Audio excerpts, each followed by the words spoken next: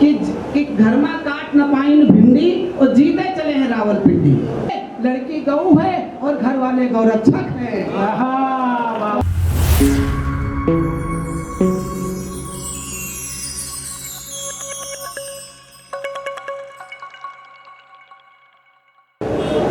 हमारे बीच लखनऊ की धरती से ऐसा व्यंग्यकार और हास्य व्यंग्य का अद्भुत कवि हमारे पास बैठा हुआ है जिसको हम पंकज प्रसूर के नाम से जानते हैं। पिछले दिनों आपने अनुपम खेर जी के माध्यम से एक कविता माँ पर बहुत सुनी होगी, उन्होंने ट्वीट भी किया था और कई बार वो कविता पढ़ते हैं।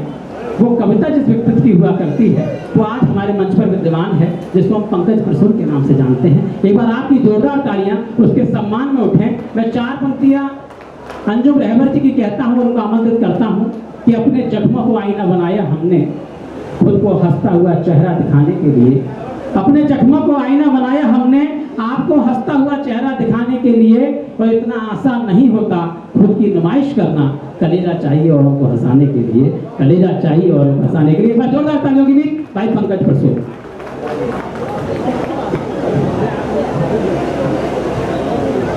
चाय धोबी रेजा भाई आपको प्रणाम करता हूँ सर, आपको प्रणाम करता हूँ। सामने एसपी साहब है ना, सीओ साहब, अच्छा सीओ साहब बैठे हुए हैं, एसडीएम साहब बैठे हुए हैं। कानून के हाथ ताली बजाते हुए भी अच्छे लगते हैं और चाय पीते हुए भी अच्छे लगते हैं। इधर भी है यार, अरे मेरे सामने ही लेके चाय खड़े हो आप, निश्चित रूप से प्रधानमंत्री हो, ये पक्का प्रधानमंत्री बनेगा। कोई इसमें बहुत चांसेस हैं क्योंकि ऐसे जबरदस्ती चाय दे, वो तो चाय पूछ के देते थे तो वो प्रधानमंत्री बने, ये जबरन चाय देता है राष्ट्रपति बनेगा। एक बार अच्छी ताली बजा। जबरन चाय कौन पिलाता है? अभी बहुत अच्छे संचालन कर रहे हैं सौरभ जी। मैं लखनऊ से आया हूँ, ये टीचर हैं और बड़े गजब के टीचर हैं। अभी शिक्षक दिवस की बात बताऊं, इनके एक छात्र को इन्होंने टास्क दिया, बोले कबूतर का हिंदी वाक्य में प्रयोग करो। उसने जब प्रयोग किया उस पर आपकी ताली उठे। इन्होंने कहा कबूतर का हिंदी वाक्य में प्रयोग करिए। उसने लिखा कि गुरुजी रात को पीता हूँ, कबूतर जाती है पता ही नहीं चलता। आप लोग ताली नहीं, मजा आएगा, ऐसे काम चलेगा नहीं। अच्छा, अभी वीर रस की इतनी शानदार कविता पढ़ी श्रीकांत जी ने, बहुत ही शालीन और शिष्ट ओज जो होता है वो आपने प्रस्तुत किया। मैं चाहता हूँ एक बार बहुत अच्छी तालियां बजा दीजिए श्रीकांत जी के लिए, क्योंकि मुझे ऐसा लगता है कि बिना रावलपिंडी में झंडा गाड़े भी ओज हो सकता है। वरना आजकल का क्या ट्रेंड है कि घर में काट न पाइन भिंडी और जीते चले हैं रावलपिंडी।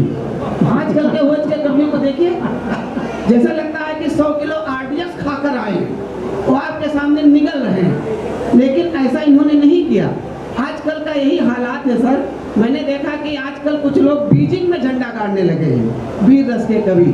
असल में रावलपिंडी में जगह कम पड़ गई है, इतने ज्यादा झंडे रावलपिंडी में गाड़ दिए कवियों ने कि अब संघाई और बीजिंग में झंडे गाड़ने पड़ रहे हैं। हमें लगता है कि जिस उम्र में वीर रस के कवि को सरहद की चिंता करनी चाहिए, उस उम्र में सरहद के पीछे जान दिया।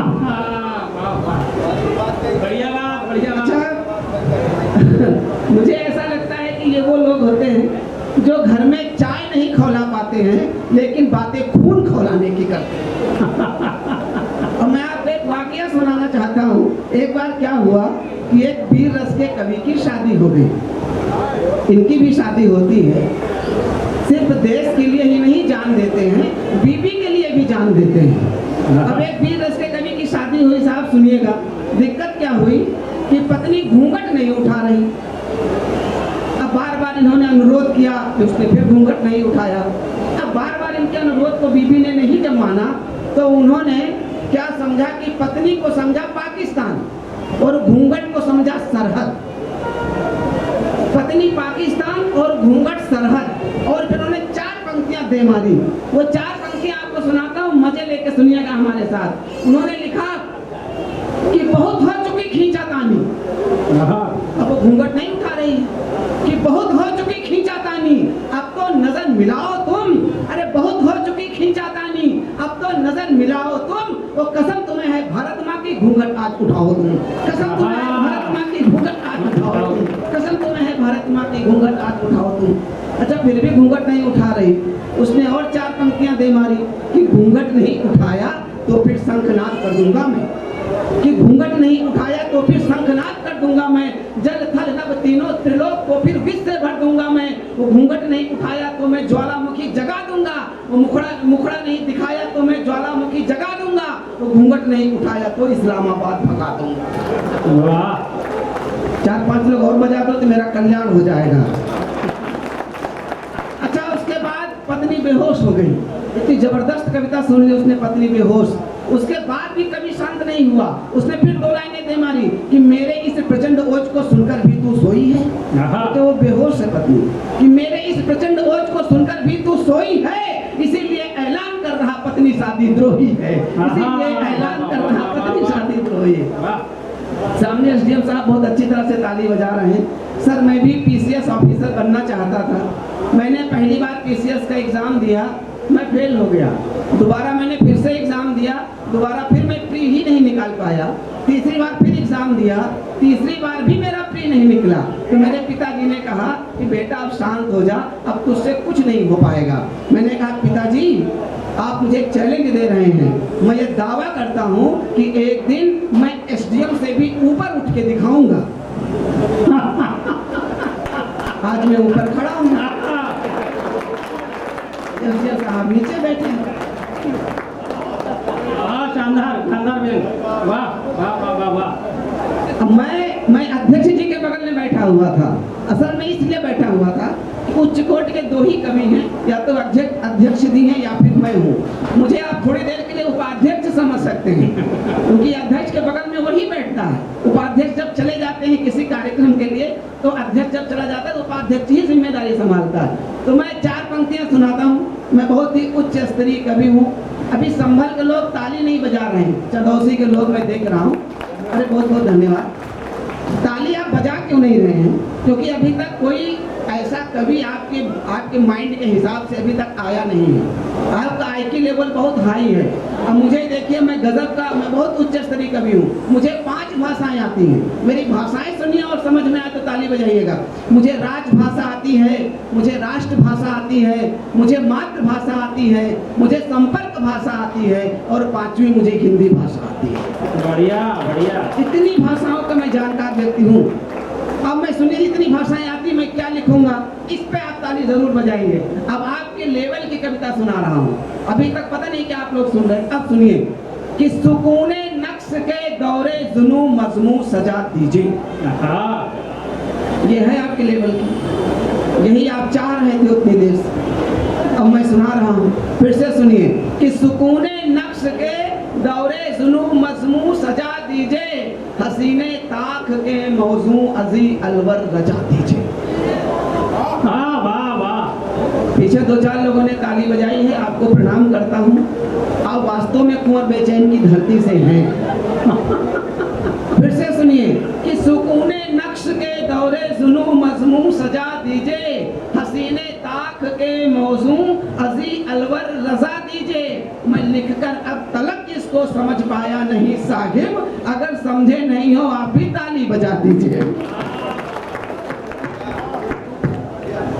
अब हम लिख के नहीं समझ पाए, आप सुन के नहीं समझ पाए, लेकिन ताली आपने बराबर बजाई।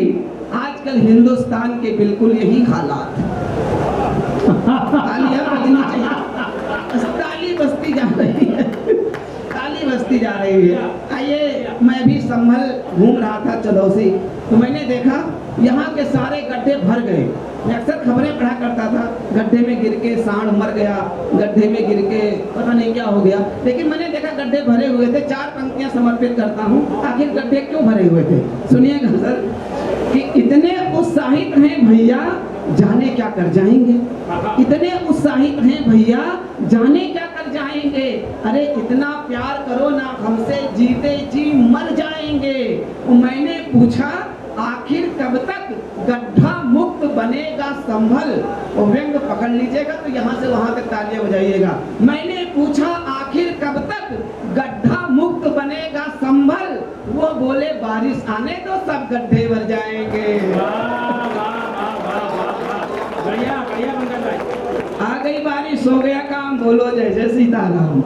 इसी तरह से यहाँ गड्ढे बढ़ते रहते हैं। आइए आपको छोटे छोटे व्यंग सुनाता हूँ। रोमियो ही साढ़ का पर्यायवाची।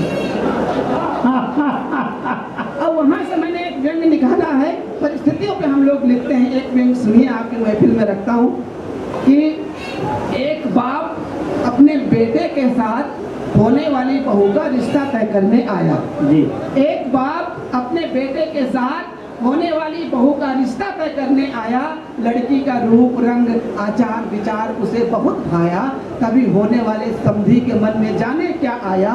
वो बोले हमारी लड़की सुंदर है, सुशील है, गृह कार्य में दक्ष है, नाराज न होना इसका सकारात्मक पक्ष है। इसके चार चचेरे और 2 सगे भाई हैं, जिनकी 8 अंकों में कमाई है। कुल मिलाकर ये जो आपकी होने वाली बहू है, ये लड़की नहीं है, गऊ है।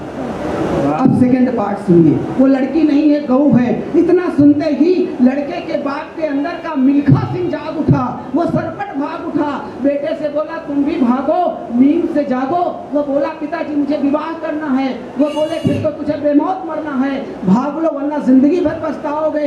बीवी ने डांट दिया तो मार दिए जाओगे। वो बोला अरे पिताजी ये ससुराल वाले हैं या नरभक्षक हैं? और व्यंग तैयार है, आप ताली तैयार रखिए। वो बोला अरे पिताजी ये ससुराल वाले हैं या नरभक्षक हैं? वो बोले तूने सुना नहीं बावले, लड़की गऊ है और घर वाले गौरक्षक हैं। आहा, वाह, वाह, बहुत बहुत धन्यवाद।